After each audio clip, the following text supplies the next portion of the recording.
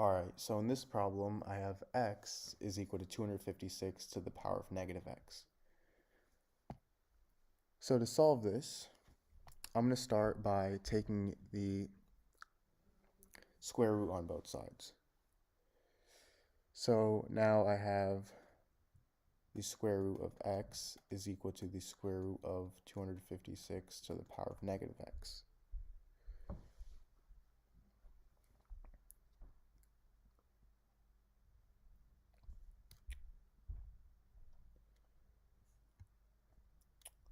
So before we do that, actually, I'm going to rewrite 256 to the power of negative x as 1 over 256 to the power of x.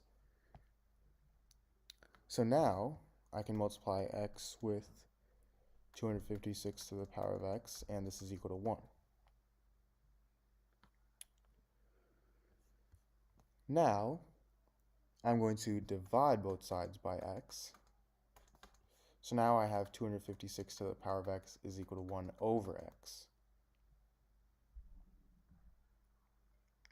And now I can go ahead and take the power of 1 over x on both sides. So now I have 256 to the power of x to the power of 1 over x is equal to 1 over x to the power of 1 over x. Now x and 1 over x, these two cancel out. So now I have 256 is equal to 1 over x to the power of 1 over x. And 256, that's the same thing as 4 to the power of 4. So I have 4 to the power of 4 is equal to 1 over x to the power of 1 over x.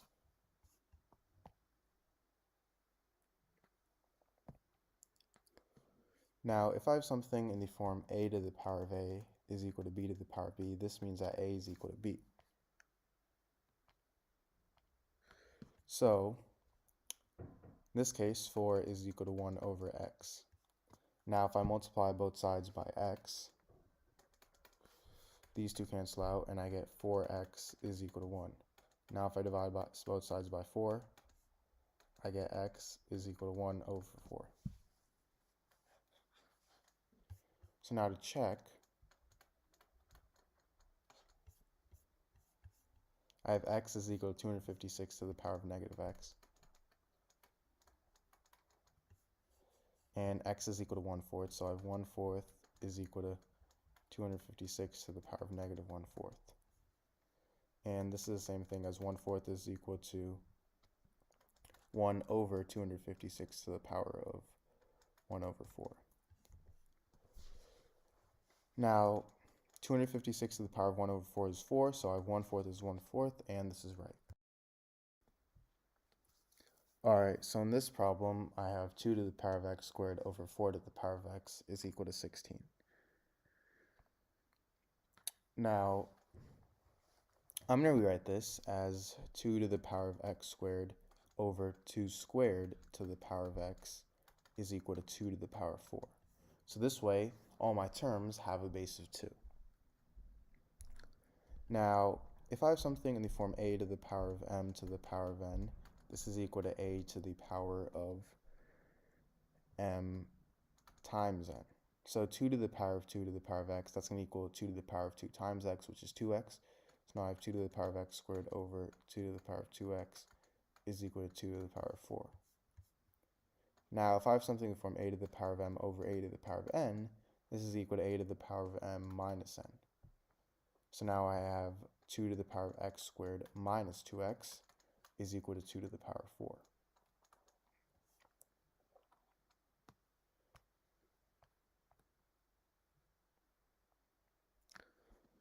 Now, if I have something in the form a to the power of m is equal to a to the power of n, this means that m is equal to n. So in this case, x squared minus 2x, which is m, is equal to 4. So I have x squared minus 2x is equal to 4. And to solve this, I'm going to subtract 4 on both sides. So these two cancel out. Now I have x squared minus 2x minus 4 is equal to 0.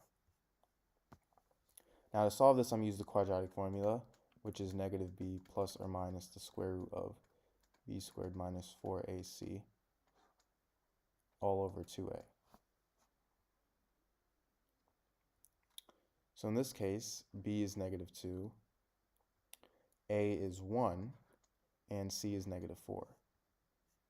So I have x is equal to -2 plus or minus the square root of b squared, so -2 squared minus 4 times a, which is 1, times c, which is -4.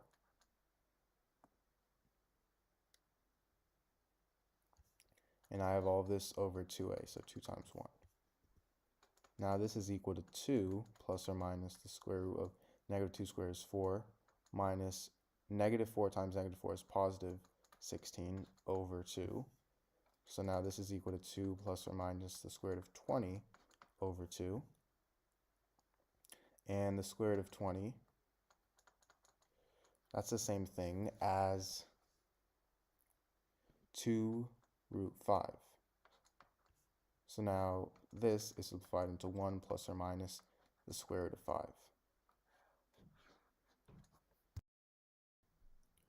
Alright, so in this problem, I have m to the power of 9 plus m to the power of 6 is equal to 36. So I'm going to first rewrite m to the power of 9 as m to the power of 3 to the power of 3, and rewrite m to the power of 6 as m to the power of 3 to the power of 2. And this is equal to 36. Now I'm going to let m to the power of 3 equal to the variable t. So now I have t to the power of 3 plus t squared is equal to 36.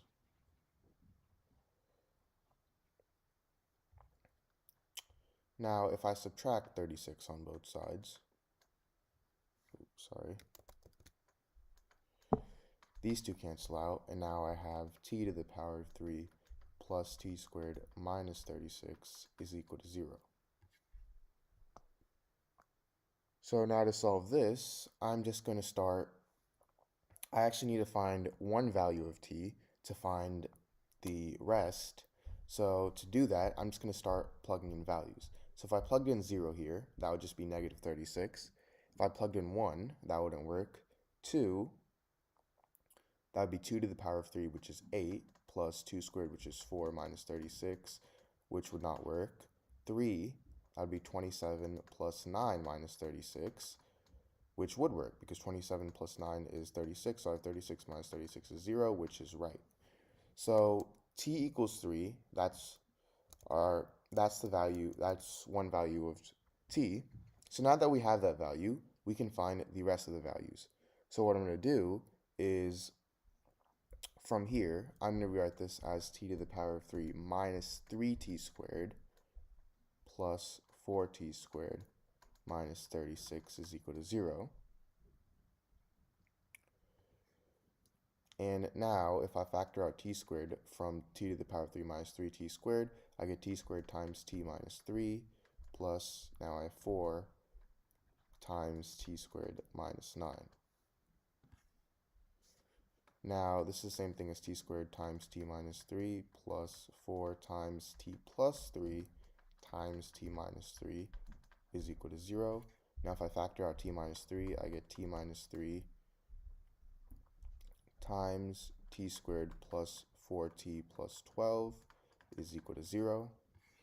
So now this gives me two equations. I have t minus 3 is equal to 0, meaning t is 3, and t squared plus 4t plus 12 is equal to 0. And this is actually going to be result in no solutions. So t equals 3 is my only value. And remember how we set m to the power of 3 equal t. So if m to the power of 3 is equal to 3, this means that m is equal to the cube root of 3.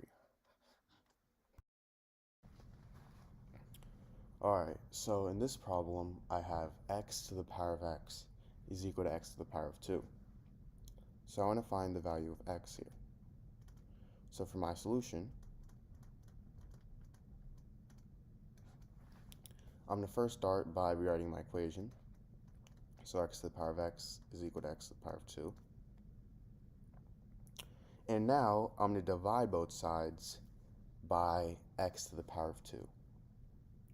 So if I divide both sides by x to the power of 2, I get x to the power of x over x to the power of 2 is equal to x to the power of 2 over x to the power of 2.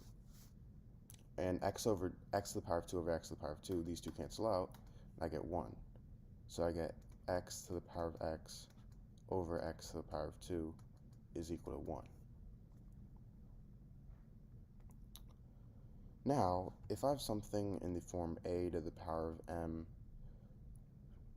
over a to the power of n, this is the same thing as a to the power of m minus n.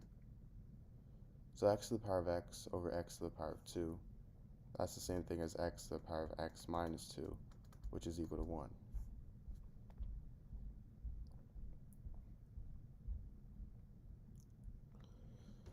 Now, I'm going to take the natural log or ln on both sides. So I get ln x to the power of x minus 2 is equal to ln 1. So if I have something in the form ln a to the power of b, I can move this exponent and b to the front. So it's going to equal b times ln a. So in this case, I have ln x to the power of x minus 2, and I can move this to the front. So I get x minus 2 times ln x is equal to ln 1. Now I can distribute the ln x, so I get x times ln x minus 2 times ln x is equal to ln 1.